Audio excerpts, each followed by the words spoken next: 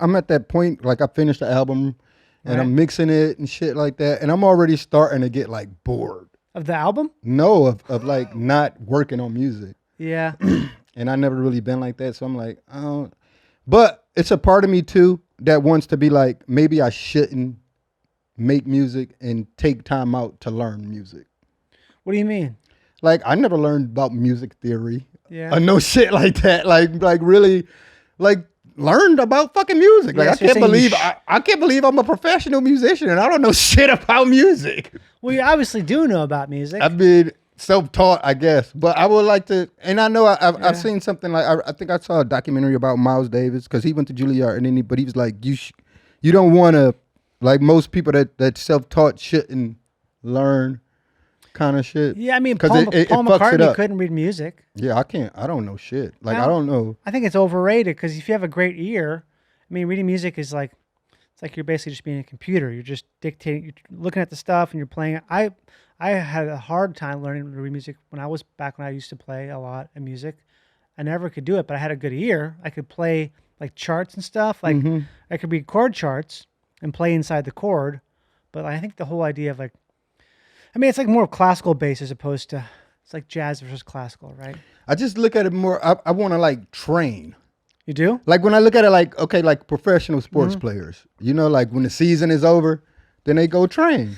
Yeah. You know, so that doesn't necessarily mean I don't have to work on actual music that I'm going to release or like make an album, but just train. Like, what are you going to train? Like you train an instrument or just? Yeah, and probably work on more production stuff. Yeah. And just keys.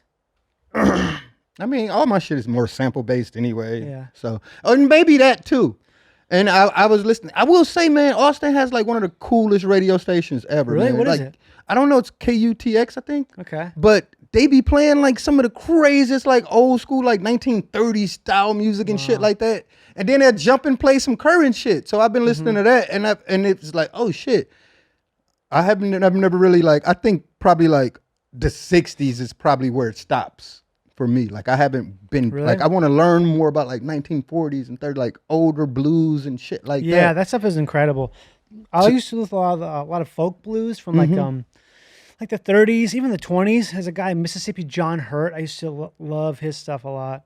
Because I watched this Bob Dylan documentary, and they was just breaking down how he pretty much just all his songs were like stolen ideas. 100%. just grabbed him. And it was like he's like considered to be one of the greatest songwriters ever, and all his shit was borrowed material. I mean, I wouldn't say it was borrowed, but inspired from other things. Directly inspired. Yeah. Inspired like, so directly, it's the just same pretty thing. much the same melodies and everything. Yeah. He's just pretty much swapping out words. It's funny to think about that, because if you think about music, it's kind of like there's nothing actually new. No, nothing new under the sun. Everything is just revamped.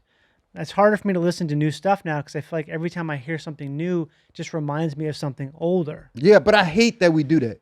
Yeah, like I feel like I don't like it either. I feel like some people, they only like music if they can identify it as something. Like this reminds me of this, or this reminds me of this, or this is kind of like this. But then when they hear something new that they can't put a finger on it, and it's just something completely new, they never heard no shit like this, then that makes them uncomfortable and don't like it. So I think that's what I strive to do, is try to make shit that people are like, what the fuck is this shit, you know? That's good. But I think it's just like anything, like you would, you know, comedy and shit. It's like when you've been doing something for so long, like your fucking your tolerance for it is higher than the average person. It's so high. It's you know, like I'm pretty high. sure like you can see a bit that you can be like, oh, that shit was funny, but you don't necessarily laugh. For real, yeah. That, or it's a lot of stuff where it's just you know, it just takes a lot more to interest me because you can just see stuff coming from so far away. It's like, oh, that's really good, but you know, for me, I don't like that. That's just like me. I can hear certain songs and I can be like, oh, this song is dope, but that don't mean I will listen to it.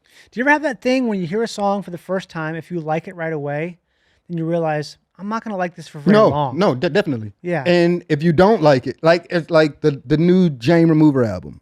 And I remember the first time I listened to it, and it's a song in there called Turn Up and Die.